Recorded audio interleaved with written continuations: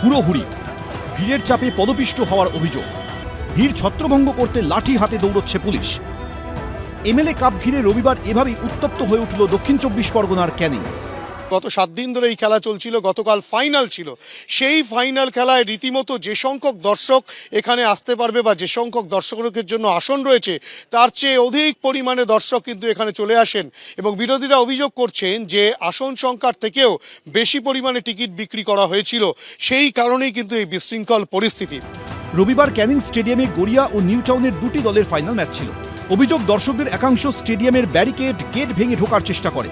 প্রচণ্ড ধাক্কাধাক্কি, ভিড়ের চাপে পড়ে যান 10 থেকে 12 জন। প্রত্যক্ষদর্শীদের দাবি, তাদের উপর দিয়েই বহু লোক চলে যায়। ভিড়ের চাপে গ্যালারি থেকে পড়ে গিয়ে আহত হওয়ার অভিযোগও উঠেছে।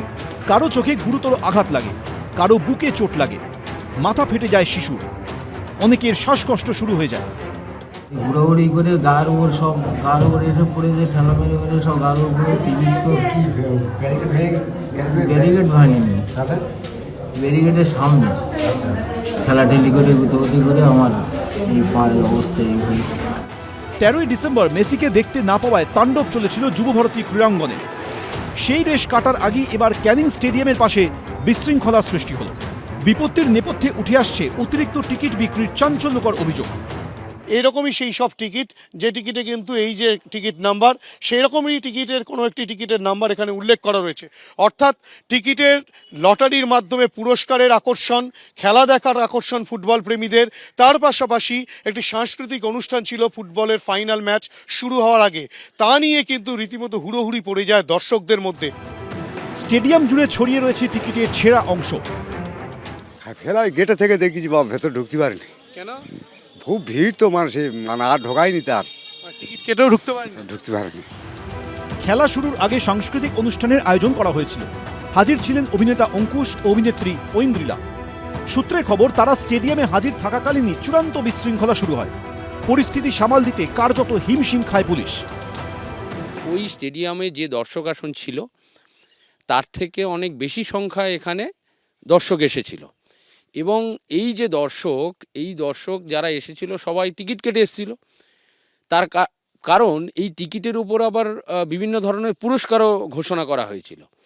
সেই কারণে অনেক বেশি সংখ্যায় দর্শক এসেছিল। কয়েকদিন আগে গোটা বিশ্ববাসী দেখেছে মেসিকে নিয়ে যুবভারতীতে কী ধরনের বিশৃঙ্খল পরিস্থিতি তৈরি হয়েছিল।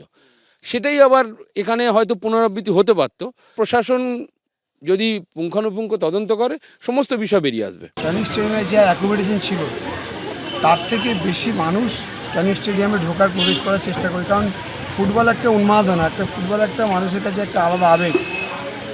যখন মানুষ ঢুকতে পারিনি তখন সারা ক্যানিং জুড়ে, রাস্তা জুড়ে বহু মানুষ ছিল। সেই মানুষের মধ্যে ঢোকার জন্য যে ধাক্কাধাক্কি অবস্থায় কয়েকজন পড়ে যায়, সেরকম 5-6 জনের অবস্থায় আঘাত লাগে, কারোর পা কেটে যায়, কারোর মাথা একটু ফেটে যায়। তাদেরকে প্রত্যেককে তৎক্ষণাৎ 3-4টে অ্যাম্বুলেন্স ছিল, অ্যাম্বুলেন্সে করে কলকাতা এবং ক্যানিং হাসপাতালে সবকে চিকিৎসা করা হয়েছে। পুলিশ পরিস্থিতি সামাল দেওয়ার পর শুরু হয় খেলা। কয়েকজন আহতকে দেখতে তাদের বাড়িতে যান ক্যানিং পশ্চিমের তৃণমূল বিধায়ক। হিন্দোল দে, শান্তনু নস্কর, এবিপি আনন্দ। এবিপি আনন্দ, এগিয়ে থাকে, এগিয়ে রাখে।